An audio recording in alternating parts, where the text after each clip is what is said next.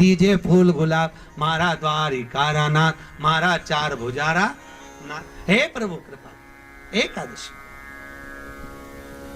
भूमि का शयन करो, पत्तल पर भोजन करो और जले हुए भोजन का त्याग करो। देवराज ने केवल शिव महापुराण के महत्तम शब्द को स्मरण किया और महत्तम शब्द का स्मरण कर कर देवराज आनंद करते करते ताप इतना पड़ा। देवराज भगवान शंकर के मंदिर से बाहर निकला, कुछ ही दूर पर गया था। जाने के बाद देवराज के प्राण छूट गए। महाराज प्राण छूटे, भगवान शंकर का गण बनकर भगवान शिव के धाम को चले गया। देवता आनंद की अनुभूति करने लगे, चारों तरफ सुख समाहित हो गया।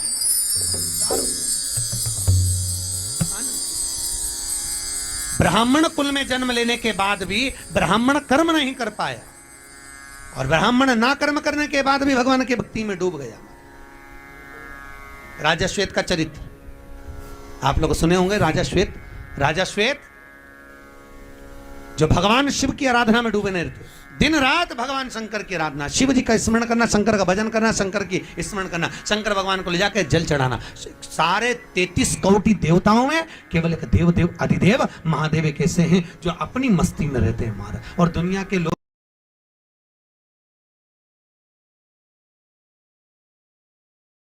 उनके भगत भी ऐसे हैं, जब फुर्सत जब फ्री तब लोटा में पानी भरा, शंकर जी को ले जाके चढ़ा दिया। और कहीं कहीं के तो इतने आलसी कि मंदिर का ही लोटा, कलश भी मंदिर का, शंकर भी मंदिर का और पानी भी मंदिर का, वहीं से भर के वहीं उठा के चढ़ा दे। शंकर भगवान भी मन में सोचे आई काय को, तेरे घर ही आ जाता वहीं चढ़ा देती, इतना भी कष्ट काय को करा। सबसे सरल महाराज पहले के समय में 2 दोष नहीं होते थे घर में, एक पितृदोष, दूसरा वास्तु दोष होता था। क्या पहले घरों में 2 दोष नहीं होते थे, ना पितृ दोष होता था ना वास्तु दोष होता था। आज के जमाने में लोग मकान बनाते हैं, घर बनाते हैं तो वास्तु शास्त्री को बुलाते हैं, नक्शा बनवाते समय कहते हैं वास्तु के हिसाब से मकान बनाना, वास्तु के हिसाब से घर बनाना। तो पहले के जमाने में तो लोग मकान बनाते हैं, जिसका मन होता था, पिताजी का मन होता यहाँ बाथरूम बना दो, वहां बाथरूम बना दी, यहाँ पर ये बना दो, हॉल बना दो, हॉल बना दिया, जहाँ रसोई घर बनाना वहां रसोई घर बना दिया। पिता का मन, घर के लोगों का मन, बुजुर्ग का मन वहां बना देते थे। पर आज के जमाने में मकान पूछ कर बनाया तो भी घर में रत्ती भर की शांति नहीं, घर में रत्ती भर की लक्ष्मी नहीं, घर में रत्ती भर का सुकून नहीं। घर से बाहर रहती शांति रहती, घर की जैसी अंदर घुसी वैसी अशांति चालू। फिर किसी को बुलाया, हमारे घर में क्या हो गया, वास्तु दोष, पितृदोष है। पहले के जमाने में 2 दोष नहीं होते थे, ना पितृदोष होता था ना वास्तु दोष होता था। क्यों? क्योंकि घर के लोग घर के मटके में से, हंडे में से, परिंडे में से, मटके में से पानी लेते थे और पानी ले जाकर अपने घर में से लेकर जाकर शंकर को चढ़ाते थे। तो घर का जो मटका होता है, पानी भरने का जो मटका पात्र होता है, वो पितरों का स्थान होता है। और घर में से जब पानी लेकर जाते थे तो पूरे घर का वास्तु दोष उस पानी के अंदर जाता था और घर के मटके में से पानी ले जाते थे तो पितृदोष उसमें समाहित होकर चला जाता था। शंकर को चढ़ाने से वास्तु दोष और पितृदोष दोनों समाप्त हो जाता था महाराज, दोनों। अब आज के जमाने में घर का पानी कोई चढ़ाता ही नहीं है, इसलिए घर में दोनों दोष लगे, दोनों जल समर्पित, पानी समर्पित, समर्पण। बिना समर्पण की श्रेष्ठता नहीं महाराज। समर्पण की शुद्धता का भाव हो। भगवान शिव की कथा कर रही है, शंकर की कथा वर्णन कर रही है महाराज। भूत बावन भूतेश्वर देवराज का चरित्र कर रहा है। फिर आगे जो चरित्र का वर्णन किया है, भगवान शंकर के आनंद में जो चरित्र का वर्णन किया, एक बिंदुक नाम का ब्राह्मण धन लेकर आता था, धर्म पत्नी को देता था। धर्म पत्नी नहीं, पत्नी को देता था। धर्म पत्नी और पत्नी में जमीन और आसमान का अंतर है, बहुत अंतर है। वेद व्यास जी ने गांधारी के नाम के आगे पत्नी लिखा है। किन्ने? वेद व्यास जी ने क्या लिखा? गांधारी धृतराष्ट्र की पत्नी। रामचरितमानस में तुलसीदास जी ने रावण की धर्म पत्नी मंदोदरी लिखा। क्या नाम लिखा है? जम के बताओ। धर्म पत्नी मंदोदरी और वेद व्यास जी लिख रहे हैं गांधारी के लिए पत्नी गांधारी। कितना अंतर है, वो धर्म पत्नी, ये पत्नी। तो क्यों लिखा? क्योंकि धर्म पत्नी और पत्नी में जमीन और आसमान का अंतर होता है। पत्नी वो होती है जो पति को पतन के रास्ते पर ले जाती है, पत्नी वो होती है जो पति को सिनेमा घर ले जाती है, पत्नी वो होती है जो पति को मायके ले जाती है, पत्नी वो होती है जो पति को शॉपिंग मॉल ले जाती है, पत्नी वो होती है जो पति को घुमाने फिराने ले जाती है, और धर्म पत्नी वो होती है जो पति को शिव महापुराण की कथा में लाती है। वो धर्म पत्नी। धर्म पत्नी वो होती है जो पति को धर्म के पथ पर लेकर जाए, वो धर्म पत्नी। मंदोदरी धर्म पत्नी है, साधारण नहीं थी। याद रखिए, एक बार माता सीता जब विवाह कर कर अयोध्या में आई, माता जानकी जब विवाह कर कर अयोध्या में आई, माता जानकी ने 8 रात्रि तक अयोध्या का पानी नहीं पिया। माता सीता ने भोजन नहीं करा, अयोध्या का पानी नहीं पी रही है, भोजन नहीं कर रही है। जब अयोध्या का पानी माता सीता ने नहीं पिया, सीता जी से पूछा कौशल्या जी ने, तू अयोध्या का पानी क्यों नहीं पीती, भोजन क्यों नहीं करती? मां बस मन नहीं कर रहा। सुमित्रा जी ने पूछा, नहीं। दशरथ जी ने पूछा, सीता नहीं बोली। कैकेयी आई, उसने पूछा, क्या बात है बहू, तो अयोध्या का पानी क्यों नहीं पीती, अयोध्या का भोजन क्यों नहीं करती, क्या बात है? इतने में माता सीता ने कहा, मां मेरी रोज सासुएं आकर पूछती हैं मैं पानी क्यों नहीं पीती, भोजन क्यों नहीं करती, मेरे ससुर आकर पूछते हैं मैं पानी क्यों नहीं पीती, भोजन क्यों नहीं करती। इतने में सीता जी ने माता कैकेयी से कहा, मां मैं अयोध्या का पानी इसलिए नहीं पीती, मैं अयोध्या का भोजन इसलिए नहीं करती क्योंकि मेरे पिता जनक जी कहते हैं जिस घर में भांजे की हत्या हुई हो उस घर का ना तो पानी पिया जाता है ना भोजन किया जाता है। मेरा ससुरा भांजे का हत्यारा है, मैं भोजन नहीं करूंगी, मैं पानी नहीं पीऊंगी। कैकेयी ने दोनों हाथों से अपने कानों को बंद कर लिया। बहू वाणी को विराम दे, कैसे शब्द बोल रही है, तेरे ससुर ने कभी चींटी नहीं मारी और तू कह रही है भांजे की हत्या कर दी। अग्नि की तरह बात पूरी अयोध्या में फैल गई।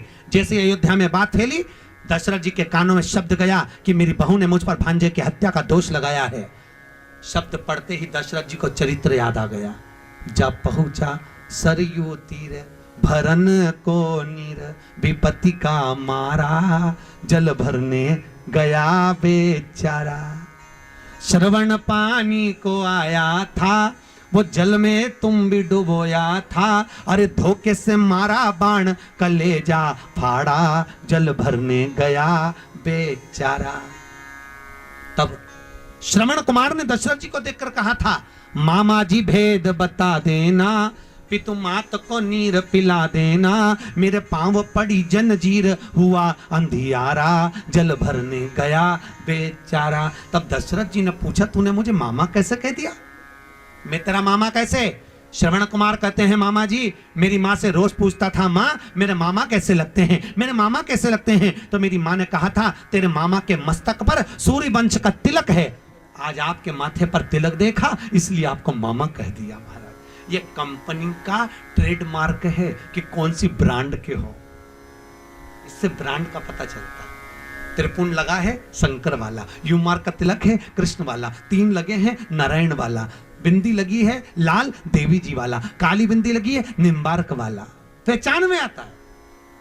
सफेद तिलक के अंदर काली बिंदी विठल वाला, पहचान में आता है कौन सी कंपनी का है। 2 चीजें कंपनी की होती है, एक तुलसी की माला, गल मस्तक का तिलक।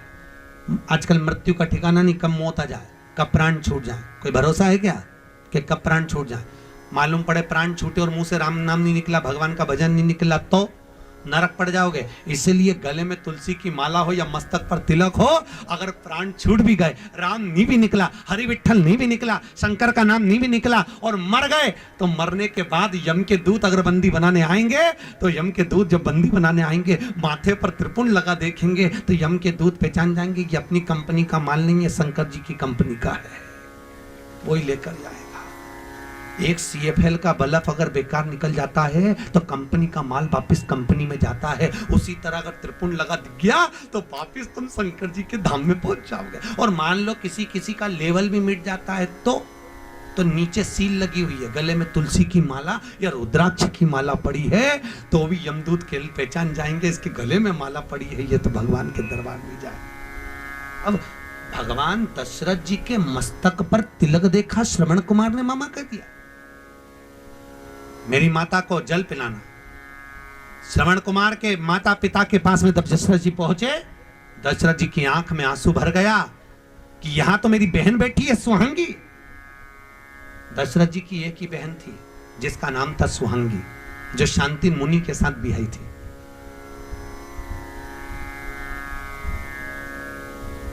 यहां मेरी बहन बैठी सुहांगी। देखा, आंख का आंसू दशरथ जी का बहन के पांव पर गिर गया।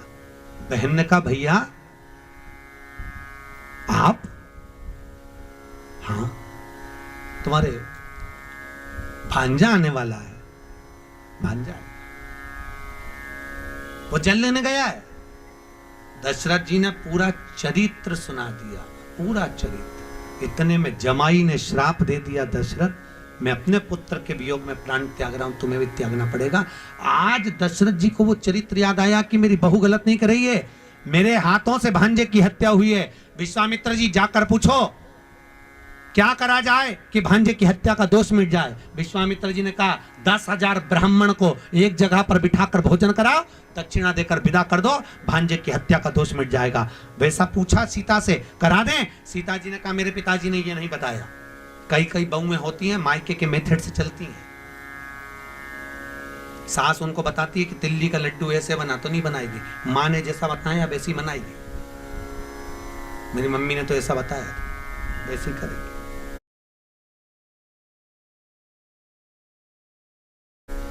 जैसे सीता जी ने कहा मेरे पिताजी ने ही नहीं बताया, तो तुम्हारे पिताजी ने क्या बताया है? सीता जी कहती है मेरे पिताजी ने बताया कोई ऐसा ब्राह्मण जिसने ना कभी किसी के घर खाया हो, ना पानी पिया हो, किसी के घर में मुंह झूठा ना करा हो, ऐसे ब्राह्मण को घर में बिठाकर भोजन करा दो, दक्षिणा देकर विदा कर दो, भांजे की हत्या का दोष मिट जाएगा। दशरथ जी ने पूरी अयोध्या में देखा, ऐसा बामण नहीं मिला। पत्र लिखा जनक जी को, संधि जी सगा जी तुम्हारे यहाँ कोई बामण हो तो बता दो। संधि जी बोले हमारे यहाँ भी कोई बामण नहीं है, अपनी करमाला में ऐसा कहीं का बामण हो तो बता दो रे, जिसने ना कभी किसी के घर खाया हो ना पानी पिया हो। पूरी पृथ्वी पर बामण देखा तो नहीं मिला। तब जनक जी ने पत्र लिखकर भेजा दशरथ जी को, दशरथ जी पूरी पृथ्वी पर ऐसा ब्राह्मण नहीं मिलेगा, पूरी पृथ्वी पर केवल एक ब्राह्मण ऐसा है, ना उसने किसी के घर खाया ना पानी पिया, उसका नाम लंका का राजा रावण है। क्योंकि रावण को कोई घर में भोजन करने नहीं बुलाता, पानी पीना नहीं बुलाता, उसको तुम बुलाइए, वो ब्राह्मण है। दशरथ जी ने पत्र लिखा, श्रीमान रावण जी महाराज आप हमारे यहाँ एक समय भोजन के लिए पधारो। वो पत्र मंदोदरी के हाथ लग गया, और मंदोदरी रावण की कौन है? जम के बोलो, धर्म पत्नी। अब धर्म पत्नी क्या करती है देखो। धर्म पत्नी पहुंची रावण के पास, स्वामी आप ब्राह्मण कुल में जन्मे पर आपने कभी ब्राह्मण कर्म नहीं करा। रावण कहता है मैं ब्राह्मण कर्म तो करता हूं, शंकर जी की पूजन करता हूं, जनेऊ पहनता हूं, त्रिपुंड लगाता हूं, ये ब्राह्मण कर्म नहीं तो और क्या है? इतने में मंदोदरी ने कहा ब्राह्मण कर्म से नहीं कहते, ब्राह्मण कर्म वो होता है जजमान के यहाँ भोजन करने जाओ, दक्षिणा लेकर आओ। इतने में रावण हंसकर बोला मेरे जैसे दशानंद को कौन भोजन कराएगा, किसको अपने खजाने खाली करना है? मंदोदरी बोली फालतू की बात छोड़िए, ऐसे जजमान बहुत हैं जो भोजन कराएंगे, आप जाओगे? रावण बोला तू नाम बता, मैं चले जाता हूं, जाइए। राजा दशरथ ने तुम्हें भोजन करने बुलाया है। रावण ने अपने मस्तक के मुकुट को जमीन पर रख दिया, क्योंकि रावण बड़ा विद्वान था, उसको मालूम था अहंकार का मुकुट पहनकर जाऊंगा तो मुझे राम नहीं मिल पाएगा, अहंकार छोड़ कर जाऊंगा तो राम मिलेगा। मुकुट जमीन पे। रावण गया, किसके कहने पर? अरे बोलो जम के, तो तुम कब कहोगी? वो तो मंदोदरी थी, उसने कहा जाओ राम जी के दरवाजे, तो तुम भी रोज जाके बोलोगे कि नहीं बोलोगी? चलो। वो पूछे कहां? कथा हो रही है। 7 दिन में एक दिन तो धर्म पत्नी बन जाओ, मेरा निवेदन इतना सा है, उनको भी साथ लेकर। और जो न्याय तो निवेदन है, जो कथा सुनने न्याय माताओं, उसको पूरी कथा यहां से जाकर पूरी पूरी सुना। इंदौर की यार इंडिया कितना आगे बढ़ रहा है नहीं, पर इन्वेस्ट कहाँ करूं? इंडेक्स म्यूचुअल फंड से शुरू कर, इंडिया बढ़ेगा, सेंसेक्स उठेगा और इंदौर की कथा याद आ गई हमको, गुमास्ता नगर में कथा थी। हमने कहा जितनी कथा यहाँ सुनकर जाओ, सारी कथा घर पे सुनाओ। एक नई नवेली बहू, 3 महीने हुए थे शादी के, 3 महीने शादी के, वो रोज जाए कथा सुनाए। एक दिन वो हमारे पास आकर बोली, गुरुजी आज मेरा सेठ आया है, पति आया है। मैंने कहा बेन आखिरी में मिलवाना, बेलपत्र देंगे। हो आखिरी में मिलने आए, हमने बेलपत्री दी। हमने पूछा भैया 3 दिन कथा में नहीं आए, आज चौथे दिन कैसे आ गए? उसने कहा गुरुजी सही बोलूं? मैंने कहा बोल। कि गुरुजी रात को 9 से 12 सुनने से अच्छा है दिन में 3 से 6 सुन लूं, क्योंकि पूरी रात बैठ के ये कथा ही सुनाती रहती है। तो तुम भी नियम ले लो, यहां से जाने के बाद पूरी पूरी कथा। ए जी पांव दबा दबा के, गला नहीं, पांव पूरी पूरी कथा कथा। मंदोदरी ने भेज, धर्म पत्नी भेजी और मंदोदरी ने भेजा। पहुंचे रावण, दशरथ जी को मालूम पड़ा लंकाधिपति रावण आया, ब्राह्मण आया है। दशरथ जी तुरंत आए। दशरथ जी ने आकर रावण के चरण धोए। राम जी ऊपर छत पे खड़े हुए देख रहे थे, आज मेरे पिता रावण के चरण धो रहे हैं। राम जी जान गए मेरे पिता ने रावण के चरण धोए हैं तो एक दिन मैं भी इस रावण के चरण जरूर धोऊंगा, क्योंकि जैसा बाप करता है वैसी औलाद करती है। ये भी तो होता है। एक माता पिता ने अपने बच्चे से कहा, सुन शाम को गुरुजी आएंगे, प्रणाम करना। हो शाम को गुरुजी आए, पिताजी ने कहा चल प्रणाम कर, नहीं करना। पिताजी ने कहा प्रणाम कर, नहीं करना। पिताजी ने 2 धर के दिया। बच्चा रोने लगा, माँ बेटा अपने गुरुजी प्रणाम कर, नहीं करना। माँ ने भी धो दिया, 4 धर के दिया। बच्चा रोए। इतने में गुरुजी ने कहा काय को मार रहे हो कि प्रणाम नहीं कर रहा? गुरुजी बोले नहीं कर रहा तो मत करने दो, कम से कम तुम दोनों तो करो, तुम दोनों करो। अब जैसे ही माता पिता ने प्रणाम करा, बच्चे ने साष्टांग दंडवत कर लिया। उनको देखकर हम सुधरेंगे, युग सुधरेगा, हम बदलेंगे। अरे बोलो तो युग बदले, बदलो तो सही। कब बदलोगे? अरे बोलो तो बदलना जरूरी है। 2 चीज बहुत जल्दी बदली, एक घूंघट, एक मेहंदी। पहले घूंघट यहां था, फिर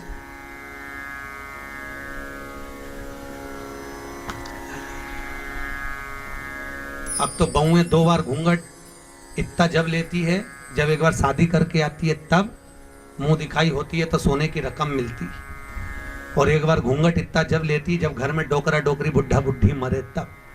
क्योंकि आंख में आंसू तो एक भी आई नहीं, बट डिजाइन में ऐसा पल्लू करके ये रोती है बस। 2 बार 2 चीजें बहुत जल्दी बदली, एक वो घूंघट, एक बार मेहंदी। मेहंदी यहां थी,